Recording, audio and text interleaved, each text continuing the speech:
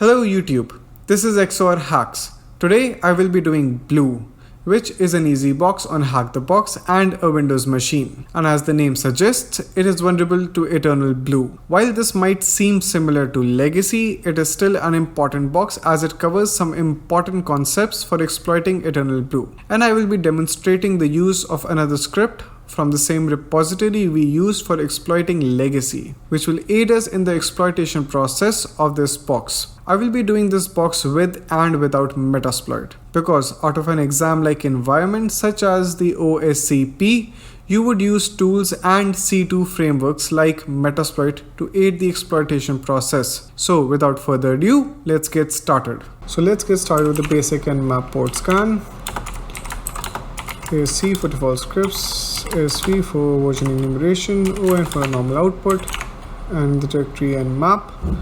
And I'll name the file blue. The IP address of the box is 10.10.10.40. I already ran the scan, so I'll just show you the output. So on this box we only find one service, which is SMB, and that all these three are SMB ports. So now in the script scan we can see that the OS host discovery gets us which version of Windows the target is running, Windows 7 Professional 6.1. The name of the computer is Harris PC, and the account used for enumerating SMB was guest, and authentication level is user.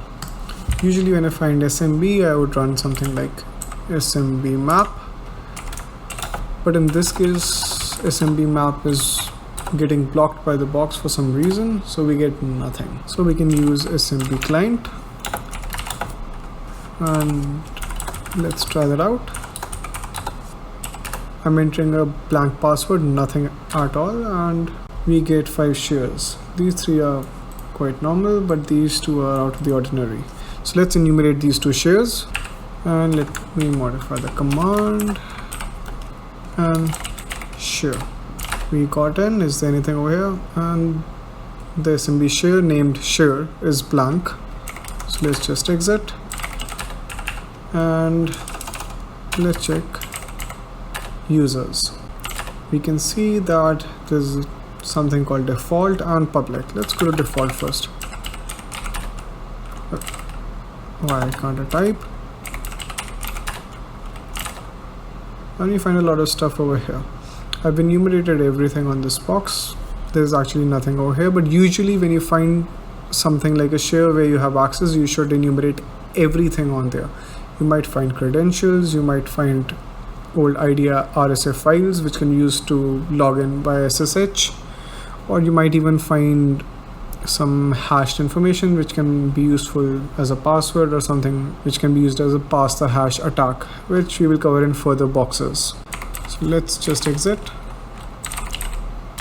So as we could not find anything after enumerating the shares, we will use nmap for a vulnerability scan on the target. Let's do nmap script vuln and just pass the IP address. But as usually you would pass a port also, but as SMB is the only service running on the target, I just skipped that. And ON, and we can save the output in vuln, the file. As I already ran it, I'll just show you the output. So we can view the output and just see that the first vulnerability we actually find is MS17010, which is again Eternal Blue. I know I already covered Eternal Blue in another box, but in this one we will do it a little differently. So let's get all the things we had before. We'll search for MS17010 GitHub. And the repository we are looking for is this one. Here it is, and we'll clone it.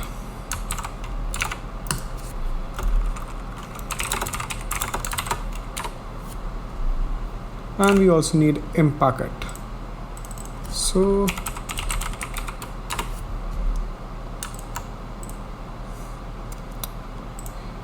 now to avoid any kind of version collision in our Python programs, we will install impacket on Python 2 in a virtual environment. So first we need to create a virtual environment, and let's clone the repository locally too. Let me make the background slightly clear here. So we'll use virtually env.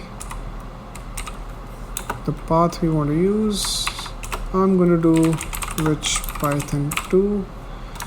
Well, essentially what this is, it will be giving the path to my Python 2 binary to virtually env. Let me just run it over here and show you. I actually should have added echo.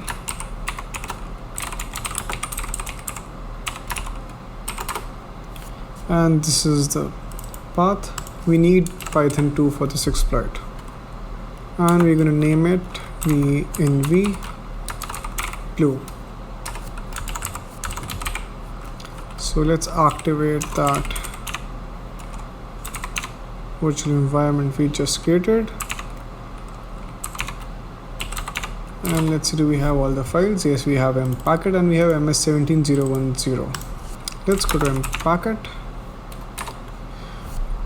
Mpacket is actually a very famous tool, and if you want to know how to even install it, you can see that in the installing section there is for Python 3 and Python 2. It's pretty much the same. You just write Python 2 -m pip, and why did this happen? So I'll just copy it from here and paste it here. And I just cut the video a little short because mpacket does take a while to install. So now let's go to ms17010. In the previous video where I actually exploited it using ms17010, I used send-in-execute.py and just passed in the IP address of the target and an executable we created. But in this one that won't work. But still, let's just try it out. Let's enter a blank to see what it asks for. The IP address of the target is 10.10.40, and we need to create an executable. And tag p.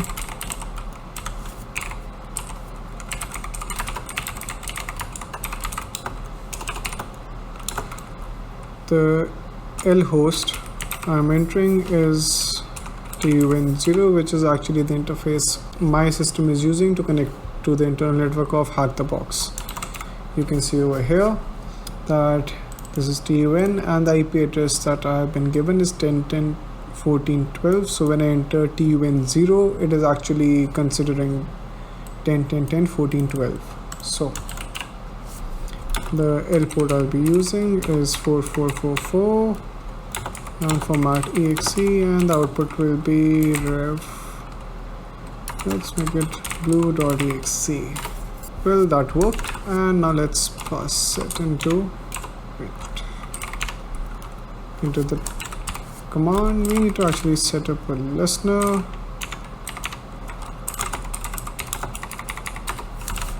And now let's just run it.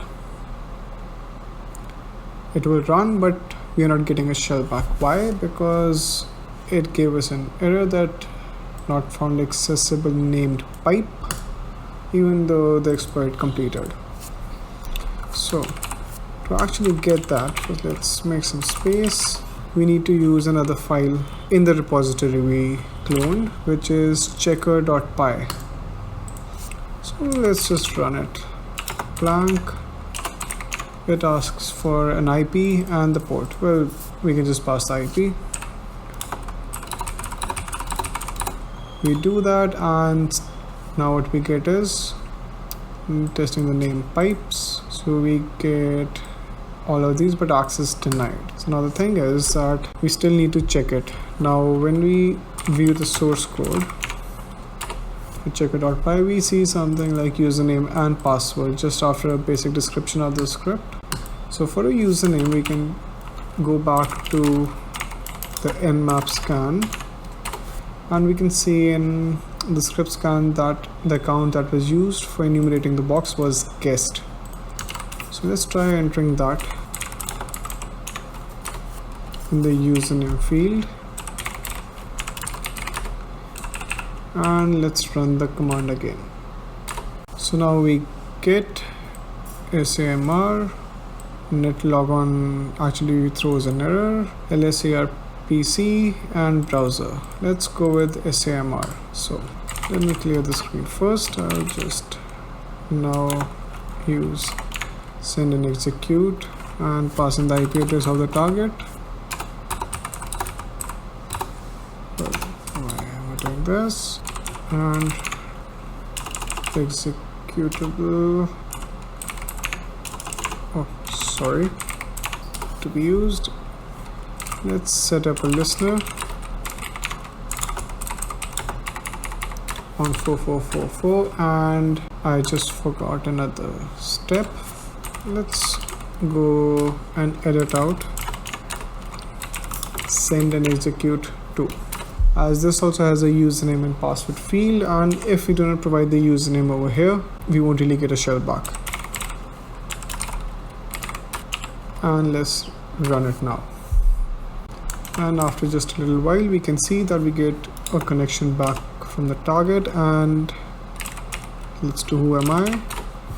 We are system authority, so we have rooted the box manually now. So as we have exploited the box manually, let's do it using Metasploit. Metasploit is a C2 framework and an exploitation framework, which is probably the most popular one in the industry. And if you're interested in actually being a penetration tester, you will be using it a lot. This will actually enable us to exploit this box much faster and in a much more easier way without having to create our own executable or even find the repository for us. So let's just start. So let me just start the PostgreSQL service, and I'll do MSF console tag Q. This tag Q is just for the quiet mode, as it won't throw me a banner. In the real world, you will be using Metasploit a lot more than actually finding and compiling your own exploits. So let's search for MS17010, and we find quite a few things. So we can see the exploitation modules and the auxiliary ones. We need the exploitation modules. Let's go with the first one, which is 0. We'll do use 0, and let's see the options I have. I have to set an R host and well L host too. So let's set R host, which is 10 10 10 40, and set L host again as TUN0. Now let's just run it, and now we get a shell. So let's just, this is a Metapreter shell. Let's just enter shell and see, where am I?